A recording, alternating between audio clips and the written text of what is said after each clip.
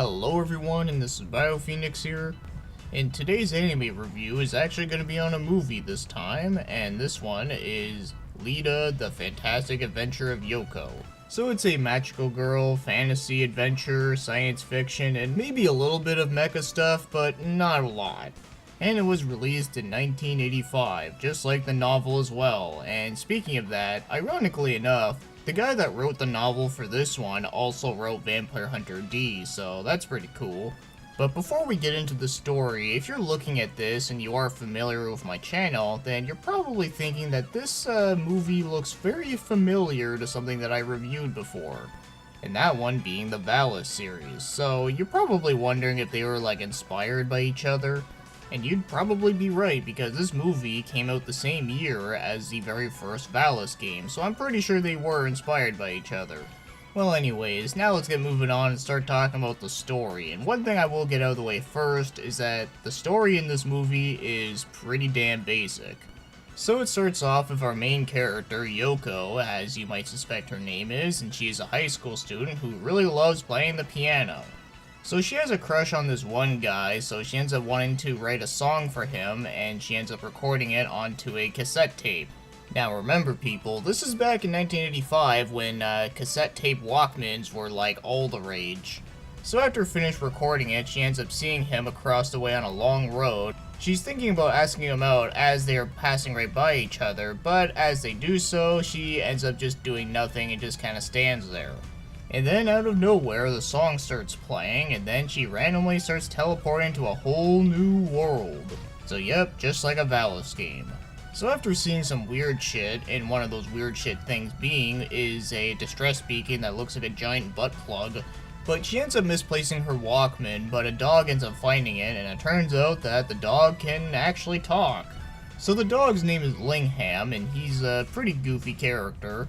So he tells her a little bit about this world and how that she probably came from another world due to the fact that there's like a giant hole in the sky.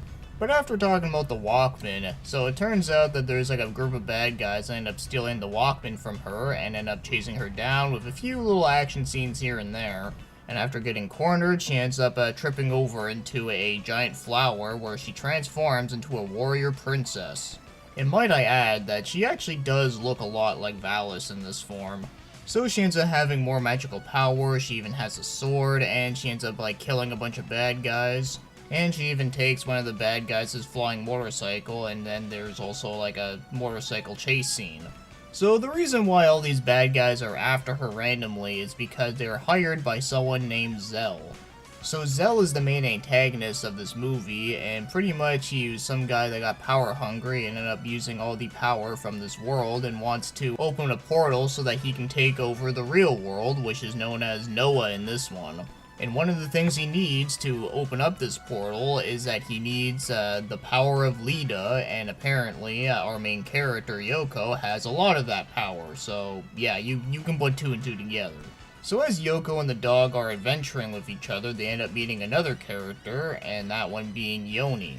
So Yoni was a Shrine Maiden, and she's actually the very last one because all the rest of the Shrine Maidens were killed by Zell. And she's the one that has a giant ass mechs. Actually she has two. One of them is like some weird blocky looking one, and then you got another one that is called the Wings of Leda. So with that name, you can already tell that it can only be powered up by powers of Leda, which of course our main character has, and she's the only one that can pilot it. And after that, you can pretty much take a guess what happens after here is that they pretty much like travel together and wanting to go kick Zell's ass and make sure that he doesn't try and do anything stupid. So yeah, that's pretty much all I gotta say about the story in this one. Like I said, it's very basic stuff. So next up, let's start talking about the animation, and I do think for the most part, the animation in this one is pretty damn good. So I really do like the character designs in this one, and of course a big reason why I like them is because they really do look a lot like Valis characters. In fact, Zell looks a lot like one of the main bad guys within the Valis series, but he also does have a little bit of Piccolo thrown in there, which is kind of amusing to me. And the action in this one does look really nice, and there is quite a lot of it, which is always good. And some of the backgrounds are pretty nice, although my only one complaint about the animation in this one is that there is a couple spots here and there where the backgrounds are a little bit iffy, but other than that, it's not a big deal, and for the most part, I really do like the animation in this one. And as for the music, I think it's pretty great. So all the songs fit with the appropriate areas, which is always nice, and the 3 songs that have lyrics in them are really good. I especially really like the one that plays at the beginning and the one that plays in the credits. The one that plays in the middle is pretty good, but it's not really my favorite thing ever, but it does fit the scene that it plays at, so I have no complaints about that. But yeah, I really can't think of any other complaints about the music. I really do think that the music in this one is really good stuff, and it is probably one of my favorite parts about it. So now, as for the voice acting, this movie is only in Japanese, at least as far as I know, so if you've seen a lot of my other anime reviews where things are only in Japanese, you know what I'm going to say here. Can't judge the quality because I don't speak Japanese very well. But the only thing I can say about it that is noteworthy is that the main character is being played by Hiromi Saru. Now, in case you don't know who she is very infamous for playing the character Bulma within all the Dragon Ball Z related things. But yeah, other than that, I really can't say if like the voice acting here is actually like legit good, because, you know, like I always say, I can't speak Japanese, so I don't know if it would be like accurate or whatever. But as far as I'm concerned, I really can't think of anything that annoyed me, so that's always good. So now, if I were to rate this one, well, if I were to rate it, I think I'm gonna give this one a 6 out of 10. Now, I know what you're thinking. What the fuck, man? You just gave the thing like a 6 out of 10? That's such a shitty-ass score. What the fuck is wrong with you? Okay, well, to be serious there, I don't think a 6 out of 10 means a bad score at all. In fact, I think a 6 out of 10 means something that is pretty decently fun and enjoyable, and that's exactly what I think about this movie. The movie is entertaining, and it is pretty decent fun, but it doesn't go anything more than that. I don't think it's amazing or great, but it is at the very least enjoyable for what it is.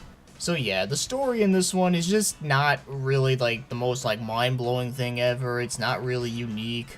And sometimes there's nothing wrong with that. Obviously, I wasn't expecting this one to be like the next Akira, or the next Vampire Hunter D, or the next Cowboy Bebop the movie, because, you know, we can't live in a perfect world, right? But I think the main draw with this one is that the art direction, the action in it, and it's just good old mindless fun. And like I said, sometimes there's nothing wrong with that, and I think this one does do that pretty well, and especially the fact that the movie is also not very long, so it is at least for a pretty short but good sweet time. So that's why I think giving this one a 6 is pretty fair, in the sense that it's not amazing or great, but it is at the very least entertaining. Now, of course, it would have been awesome if the movie was a bit longer and we did get like more like info with the world and with some of the characters and whatnot. But as for a mindless fun adventure movie, it is at the very least enjoyable enough, and that's really all I needed from it. So with that said, I do think that Leda, the Fantastic Adventure of Yohko is, well, it's not fantastic, but it is at the very least watchable and enjoyable to old school fans.